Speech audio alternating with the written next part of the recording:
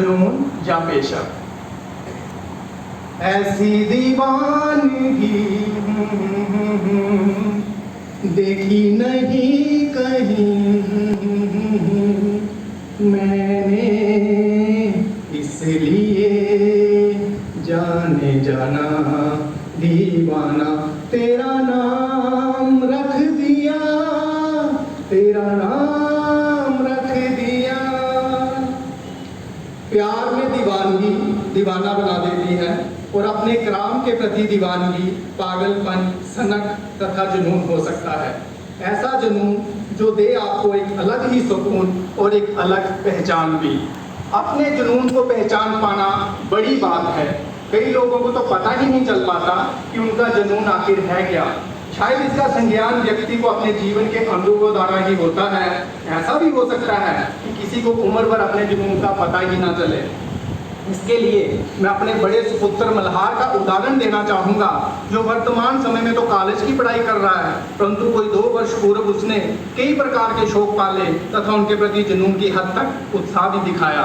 परंतु शायद ये शौक जुनून कम तथा उम्र का प्रभाव अधिक थे। इस उम्र में अक्सर ऐसा ही होता है कि जब हम किसी फिल्मी अभिनेता, किसी गायक, किसी प्रसिद्ध खिलाड़ी अथवा किसी बॉडी बिल्डर को देखते हैं तो उसके जैसा ही बनना चाहते हैं। यही कारण था कि मल्हार पर भी कभी गिटार सीखने का जुनून हावी हुआ तो कभी रैपर बनने का जुनून सवार हुआ, जो 1-2-4 साल निरंतर चला भी और फिर बाद में बॉडी बिल्डर बनने का जुनून हावी हो गया। सच कहें तो ये सब शौक व जुनून सामयिक थे और वास्तविकता में वो इनमें से किसी एक को भी सिद्ध नहीं कर पाया। एक और उदाहरण मैं अपनी धर्मपत्नी का देना चाहूँगा, जो एक अच्छी गायिका है और संगीत के क्षेत्र में उन्होंने अच्छी शिक्षा व उपलब्धियां भी प्राप्त की हुई हैं। एक समय तक संगीत ही उनका जुनून था और इसी को वह अपना व्यवसाय बनाने हेतु प्रयासरत भी रही, परंतु जीवन के दोराहे पर उनको किसी अन्य व्यवसाय का चयन करना पड़ा जो उनके जुनून से पूर्णतः विपरीत था। उनके लिए ऐसा करना शायद उस समय की मांग भी थी और समझदारी भी। ऐसे कई उदाहरण हैं जिनके द्वारा इस बात की पुष्टि होती है कि जुनून आपको हिम्मत व उत्साह प्रदान करता है। ऐसा ही एक उदाहरण मैं लेखन कार्य से जुड़े व्यक्ति का देना चाहूँगा, जो इस समय डोगरी परामर्श मंडल साहित्य अकादमी के संयोजक भी हैं। मैं बात कर रहा हूँ पद्म श्री मोहन सिंह जी की, जिनकी आयु इस समय कोई 70 के करीब होगी, परंतु जोश देखेंगे तो 35 वर्ष के युवा को भी पीछे छोड़ दें। आखिर ये जोश और हिम्मत उनमें आता कहाँ से है? तो सीधा सा जवाब है जुनून से। अपनी भाषा के प्रति समर्पण भाव से किया गया उनका कार्य किसी से छिपा नहीं है। भाषा और लेखन के प्रति जुनून ने उन्हें मोहन सिंह से पद्म श्री मोहन सिंह बना दिया। ऐसे कितने ही सम्मान उनकी जोली में हैं, जिनमें साहित्य अकादमी पुरस्कार भी शामिल है। भाषा के प्रति ऐसा समर्पण व जुनून कि जब उनकी नौकरी आड़े आने लगी तो नौकरी ही छोड़ दी। दोस्त मित्रों ने उनके इस कदम को गलत भी ठहराया, पर जिसके सर पर जुनून सवार हो वो इन बातों की परवाह क्यों करे और निकल पड़े उस भाषा को उसका सम्मानजनक दर्जा दिलाने। और जुनून भी ऐसा कि डोगरी भाषा को भारतीय संविधान की 8वीं अनुसूची में शामिल कराकर ही दम लिया। निरंतर लेखन कर रहे हैं और 50 से भी अधिक पुस्तकें लिख चुके हैं। कई तरह के कार्यों में व्यस्त हैं और लक्ष्य एक ही है, डोगरी भाषा के प्रचार प्रसार को बढ़ाना और उसे हर क्षेत्र में आगे बढ़ाना। मोहन सिंह जी के जीवन को देखकर यह बात सच लगती है कि बुद्धिमान इतिहास नहीं रचते, बल्कि इतिहास पढ़ते हैं। इतिहास तो पागल रचते हैं। डोगरी भाषा के प्रति उनका ये पागलपन ही उन्हें आज एक विशिष्ट पहचान दिलाता है। यहाँ तक मैं समझ पाया हूँ, जुनून व्यक्ति को काम करने के लिए हिम्मत व उत्साह प्रदान करता है और फिर मनुष्य उसे काम ना समझकर आनंद पूर्वक शगल के तौर पर करता है। यही कारण है कि जुनून से किया गया काम जितना उत्तम व बेहतर हो सकता है, उतना व्यवसाय के तौर पर किए जाने वाला काम नहीं। अब बात लेखन की। संगीत कला, नृत्य चित्रकला, खाना पकाना, अभिनय आदि कलाओं की भांति लेखन भी एक कला है। प्रत्येक कला आपसे समय, जुनून व समर्पण की अपेक्षा करती है।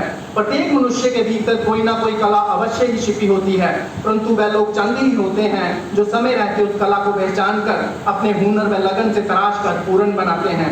लिखना भी एक कला है और ये हर किसी के बस की बात नहीं। अच्छा लेखन तो और भी कठिन कार्य है। ये तभी संभव है यदि आप निरंतर व अच्छे पाठक हैं। एक अच्छे लेखक के लिए प्रथम कर्तव्य है कि वह गंभीरता पूर्वक पठन करे और फिर लिखे। आज के समय में लेखन को भी एक व्यवसाय के रूप में देखा जा रहा है।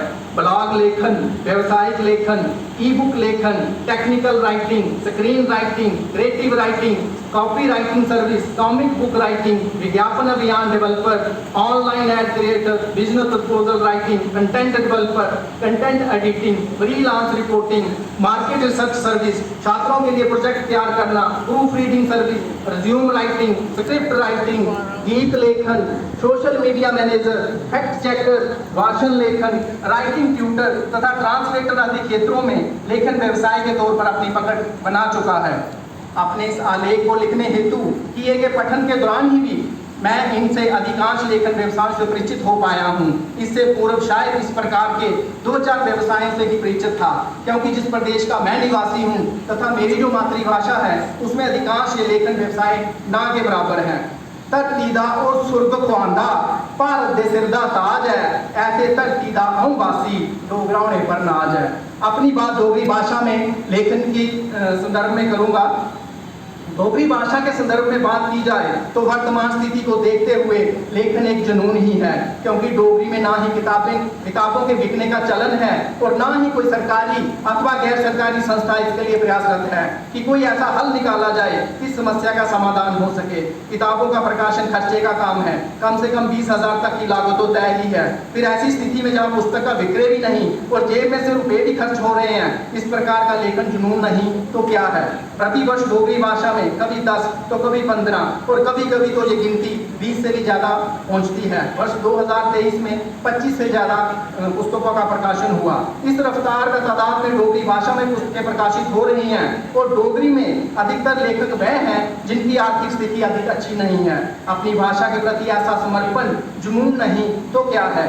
यदि जुनून ना होकर ये व्यवसाय होता या फिर केवल पुरस्कार प्राप्त करने तक ही सीमित होता तो अधिकांश लेखक वह हैं जो बहुत